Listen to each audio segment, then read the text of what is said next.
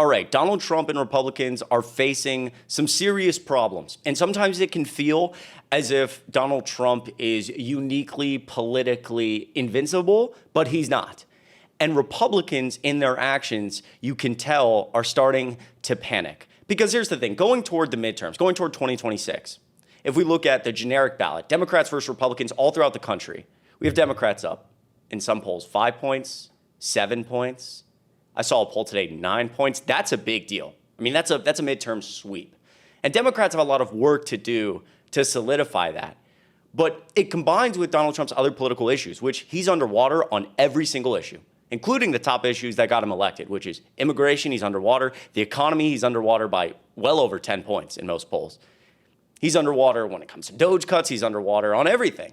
And he's underwater the most, minus 37 points on the Epstein files. And that's what we're going to talk a little bit about today. Republicans are panicking and voters are starting to notice. This is a really great video I want to show you from a town hall from just 2 or 3 days ago.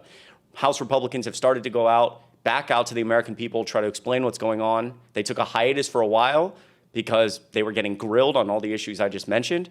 And so House Republicans actually agreed, we're just not going to go talk to our constituents because it's getting too embarrassing. These videos are going viral. Well, we have a couple more viral videos as they have attempted to face their constituents, and failed miserably. Before we watch this video, though, let's back up a little bit to some things that happened just in the last few days on the Epstein files. Take a look at this. Democracy Watchdog sues for files on Trump-Epstein relationship. This was just a few days ago and is not being talked about very much. The nonpartisan Democracy Defenders Fund has filed a lawsuit against the Justice Department over the agency's refusal to release documents from the investigation of convicted sex offender Jeffrey Epstein that mentioned President Trump and his Mar-a-Lago residence. Why this matters, the DOJ has repeatedly resisted efforts to make all of the documents in its possession public, and the suit comes as Epstein co-conspirator Ghislaine Maxwell offered new insights into Epstein and Trump's relationship in recently released transcripts.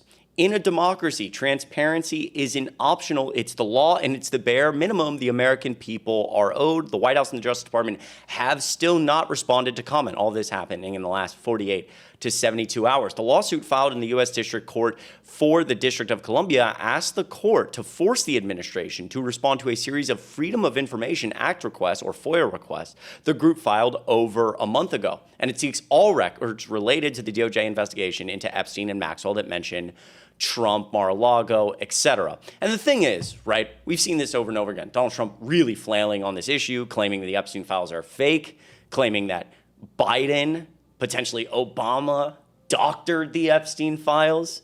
Their whole thing is a Democrat hoax. He says that as other parts of his administration say, we have the files. Pam Bondi said, I just got the truckload of files. We're reviewing them. We're going to release them. Then Trump coming out and saying, actually, there's no files. They're fake. Well, there are files, but they're fake. You have the other part of the administration saying that there are no files to begin with. Does this sound confusing? Because it's confusing, right? And so they're clearly flailing. And within the last 72 hours of that happening as well, Republicans in the House subpoena Epstein estate for clientless birthday book and other documents. Republicans on the House Oversight and Government Reform Committee are charging ahead with their investigation into the disgraced financier Jeffrey Epstein, including a new subpoena on Monday for a slew of documents held by the estate of the infamous sex criminal. And this is led by James Comer. The Republicans are seeking Epstein's will, any documents resembling a client list related to Epstein's sex trafficking charges, any black books containing contacts, flight logs, etc. Here's the thing, they're panicking, right? Because we know that all these people are Trump goons, right? When they say like, oh, we want these files, they don't want the files. Because if the files are there, which they're there, Trump's in them. Trump is obviously all over these files. He's best friends with Jeffrey Epstein.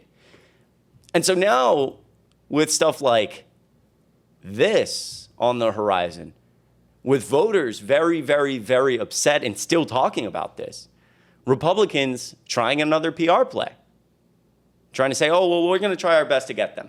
They're going to try their best. They're not going to get them because they don't want them. And it's important for us to keep our foot on the gas when it comes to stuff like this, because when people realize the Epstein files aren't coming, which is key to the MAGA cult, which we've talked a lot about, a lot of the other house of cards start to fall. When Trump says, I'm going to make the economy great, tariffs are paid for by other countries, people start to realize, wait, maybe that's bullshit too.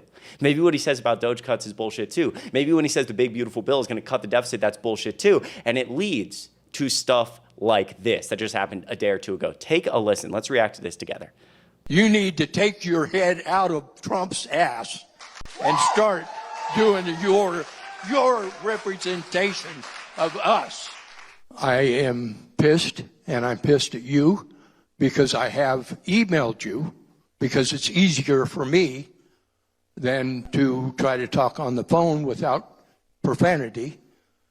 I would appreciate you taking your father's U.S. Constitution book, read it, study it, make your own lines underneath it, and get Trump out of office.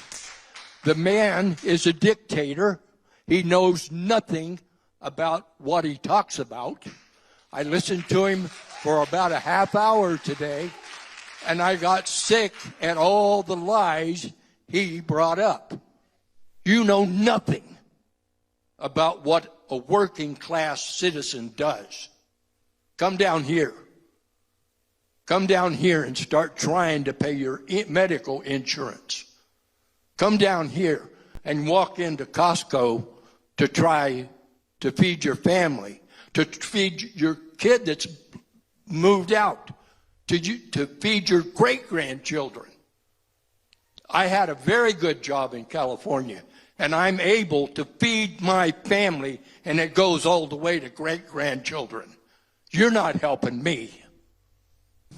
Believe me, you're not helping me. Wow. I mean, those are some serious, serious fighting words from that individual just, again, a few days ago. And I want to give such a shout out as somebody who's 23 years old, seeing all generations, anyone of any age fighting this fight. It brings me hope, seriously. And I read your comments, and it brings me so much hope, which, by the way, if you haven't already, make sure you're subscribed to the Adam Mockler channel. My name's Chris Mowrey. I'm filling in for Adam Mockler today. The link to my YouTube channel will be in the description down below. But I read all your comments on this channel. We're trying to build something big to uplift Gen Z voices here. If you're not subscribed already, make sure you do so. I love all of you. But again, this stuff is important because Republicans are trying now, as they've just gotten hammered on all these issues, the Epstein issue specifically, and their poll numbers have collapsed. They say, and Trump says, okay, we got to try to do something to fight back. And this is what they're going to do. They're going to subpoena for the list and say, guys, we're doing it. They're not doing it. They're buying time. They got to figure something out. And as they're buying time, we have Republicans, again, back out on the trail as if it's a campaign trail. We're going to go talk to our constituents because truly, they didn't do it for so long. House Republicans were told, don't do this. It's not good because you go out and you talk to your constituents and this happens. And so, of course, the correct answer when you're an elected official is we just won't go talk to our constituents. We'll just avoid them, right? That must be the answer. But it's been a few months. They got to make a move as these poll numbers collapse. I want to show you one more video that I think kind of plays in to all of this and the poll numbers, what Americans are seeing, how Donald Trump is acting around this. This was from a cabinet meeting just the other day. And the way in which Donald Trump has truly just lost all touch with reality, which maybe he's, lost touch with reality for the last 10 years. Of course he has, right? He's been cognitively declining now, much more rapidly, but he's always been a moron. He's always been a narcissist. But as his poll numbers hurt and people look for answers, this is how he acts in his cabinet meetings with the cameras on. Take a listen. If you all haven't stopped by the Department of Labor, Mr. President, I invite you to see your big, beautiful face on a banner in front of the Department of Labor, because you are really the transformational president of the American worker, along with the American flag and President Roosevelt. Working for this government, for you, is the greatest honor of my life.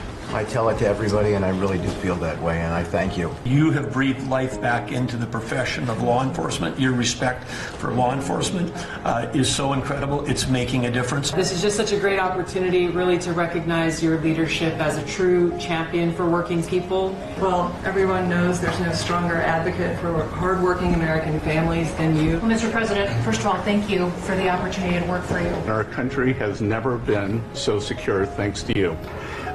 You have brought us back from the edge. And there's only one thing I wish for, that Nobel Committee finally gets its act together and realizes that you are the single finest candidate since the this Nobel Award was ever talked about, to receive that reward. It's pretty great to celebrate. So, like, I really want you to think about this. Truly think about what you just saw in relation to everything else that we've talked about. I mean, the guy sets up his cabinet meetings with all these other people running different parts of the government. All of those other people, first of all, are wildly incompetent to do what they do. And that's not an over-exaggeration, because they've all been selected based off loyalty, which I know you know. But they've been selected based off loyalty because when he sits in those meetings, he wants the cameras on, and he just wants to be praised. President Trump, I love you so much. You've made my job so easy. Just sit in the king's chair. President Trump, you should be nominated for the Nobel Peace Prize. Those are his cabinet meetings. And so as they flail and they struggle with poll numbers, as Americans are saying, well, what are you going to do about this? And he sits back and just gets worshipped as he cognitively declines, as he looks like a buffoon everywhere. It leads to this. They're in trouble. They're in trouble. And Trump can keep up this act as much as he wants, but the Epstein files are coming. At least this story is not going away. Listen, make sure you share this video with a friend or family member. It would mean so much. Again, make sure you're subscribed here. My name's Chris Mowrey, filling in for Adam Mockler on the Adam Mockler channel. I love you guys so much. I appreciate you. Please, please have a good rest of your week into the weekend. Be safe. Enjoy the nice weather, depending on where you are in the country. I think it's going to be pretty nice this weekend. Let me know if you got any plans. I'll check out the comments down below. I appreciate you. Be safe. Be easy. I'll see you in the next video.